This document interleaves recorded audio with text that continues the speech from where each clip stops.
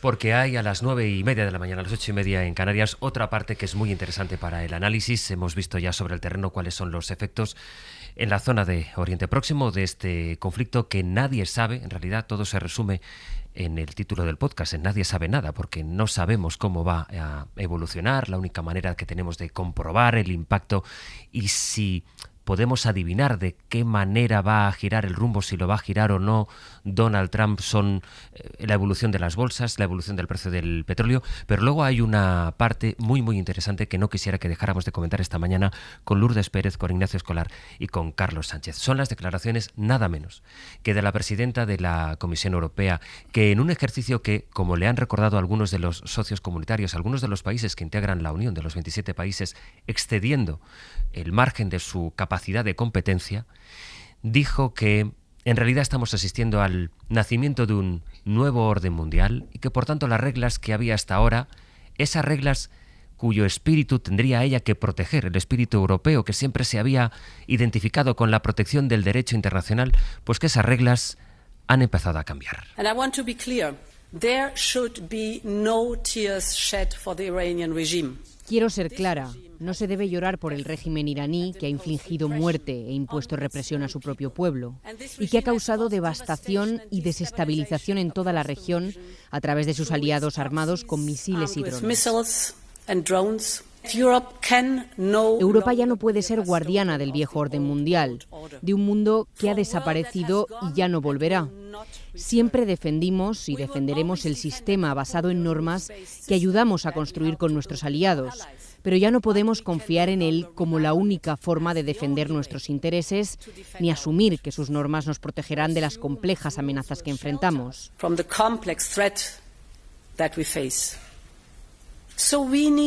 Por lo tanto, necesitamos construir nuestro propio camino europeo y encontrar nuevas formas de cooperación con nuestros socios. El último mensaje de la presidenta de la Comisión Europea, que parece avalar, por tanto, la ley del más fuerte. Estamos hablando de la mujer que, en nombre de un continente, se fue al campo de golf que tiene Donald Trump en Escocia a firmar allí, en la residencia del presidente de los Estados Unidos, el acuerdo comercial entre Estados Unidos y Europa, al que, por cierto, Trump somete continuamente a su baile con los aranceles. Ignacio. A mí me ha parecido muy decepcionante por parte de von der Leyen. Primero porque, sí, es cierto, nadie va a derramar una lágrima por el régimen iraní, pero la principal amenaza que tiene hoy Europa no es el régimen iraní. Es ese supuesto aliado que un día nos amenaza con aranceles, otro día con vulnerar la integridad territorial de un país de la Unión Europea como es Dinamarca, en Groenlandia. Al siguiente nos mete en una guerra cuyas consecuencias pagamos en Europa, no solamente por el precio de los combustibles, sino también porque si hay una crisis humanitaria en Irán, cosa probable si siguen los planes de la CIA, que hablan de incentivar a las milicias kurdas para intentar una guerra civil dentro de la propia Irán, pues esas consecuencias no van a ser para Estados Unidos, van a ser de nuevo para Europa. Y yo creo que, más allá de que se haya cedido sus competencias, el análisis es muy cojo, en el sentido de que sí, se ha roto el orden internacional, pero ¿quién ha sido? Los extraterrestres. ¿Llegó alguien? ¿De dónde ha venido esa ruptura del orden internacional? Pues ha venido de ese supuesto aliado con el que von der Leyen mantiene una actitud de ponerse de perfil de forma permanente para vergüenza de toda Europa, en mi opinión. Yo creo que son declaraciones muy desafortunadas y creo que además muy inútiles a la hora de gestionar a Estados Unidos, porque lo que incentiva que Estados Unidos siga haciendo estas cosas con su socio europeo es precisamente esta debilidad europea que visualiza su propia cabeza, la presidenta de la Comisión. Lourdes.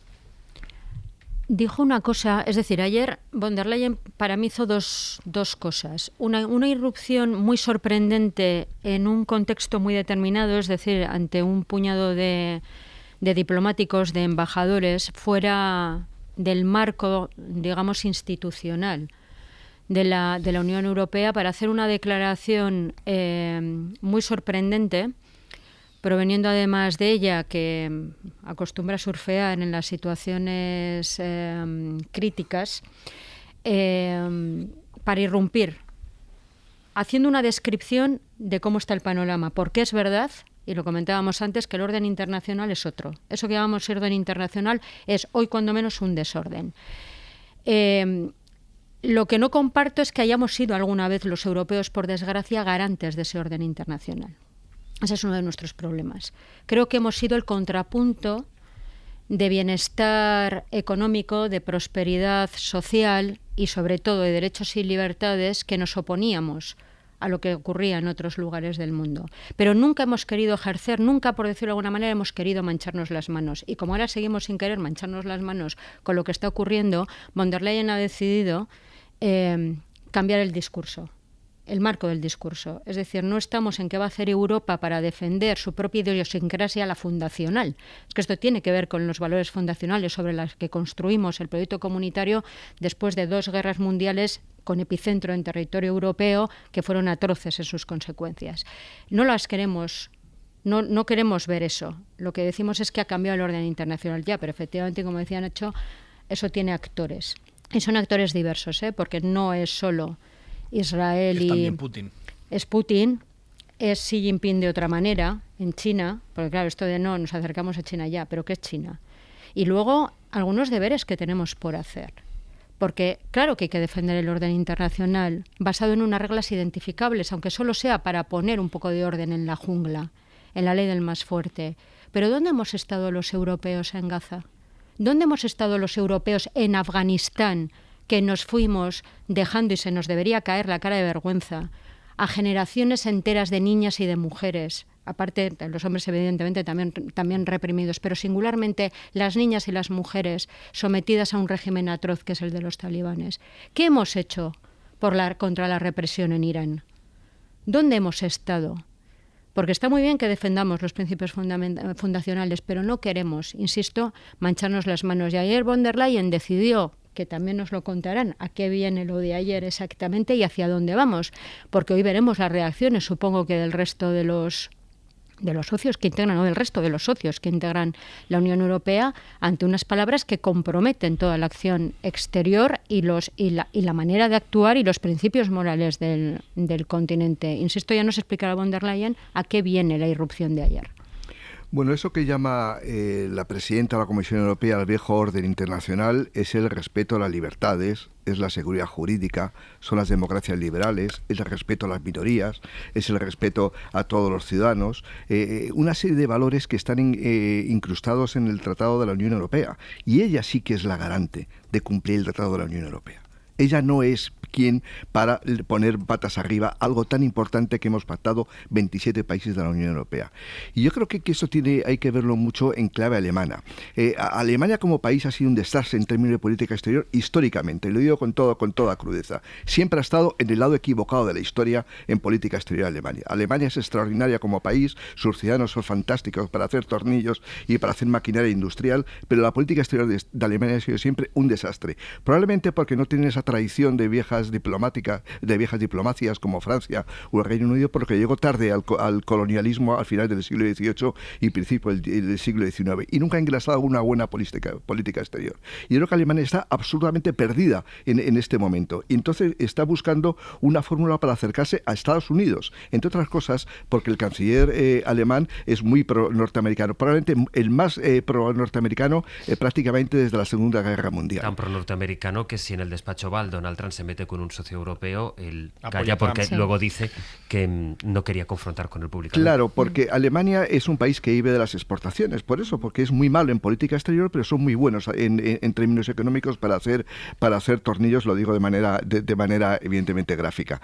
Es decir, y esta guerra de Oriente Medio, el conflicto está situado en Irán, pero el verdadero conflicto es China. Es el combate entre las superpotencias Estados Unidos y China. Y en la medida que China tiene ya su área de influencia, lo que está haciendo Alemania es recolocarse para acercarse más a Estados Unidos. Ese es el conflicto estratégico, y por eso yo creo que ese es el cambio de posición de von der Leyen. Pero claro, una vez que dices que está acabando el viejo orden internacional, tiene que buscar una alternativa. La alternativa es menos democracia, la alternativa es menos seguridad jurídica. ¿La alternativa cuál es? Seguir a las superpotencias y que Europa pierda eso que ella muchos años, en los últimos por lo menos 6 6 años ha estado proclamando la autonomía estratégica de la Unión Europea? ¿Es perder nuestros derechos? Creo que realmente ha cometido un error político de primera instancia. Y ya, de hecho, yo creo que los socialdemócratas, que ya se han alejado absolutamente de esa mayoría que le dio a ella el poder, deberían estar pensando en una moción de censura a la presidenta de la Comisión Europea en el Parlamento. Y en esta encrucijada europea, Ignacio, la posición de España, no a la guerra, que en el momento político, luego analizaremos en qué momento cae, en pleno ciclo electoral, a pocos días de las elecciones en Castilla y León, pero trascendiendo eso, ¿qué impacto puede tener, más allá de la lectura que pueda hacer el gobierno y en particular Pedro Sánchez, de el impacto político que pueda tener? En Europa, esto, ¿qué recorrido puede tener? Mientras tenemos el canciller alemán, como ahora describía Carlos, en esa posición más pro-Trump, con Macron de alguna manera en la vanguardia, o eso quiere exhibir él, que está en la defensa de la Unión Europea, ayer bajándose a una base en el sur, una base militar en el sur de Chipre. ¿Qué recorrido puede tener la guerra dentro de una Unión Europea que está, como estamos describiendo que está? Antes Lourdes hablaba del tema de Gaza, y ahí hubo un movimiento español que provocó un recorrido de la Unión Europea, insuficiente dentro de la Unión Europea, pero que no habría existido en ningún caso si no llega a ser porque unos primeros países, fundamentalmente España e Irlanda, dan el primer paso y dicen hasta aquí, esto no es tolerable.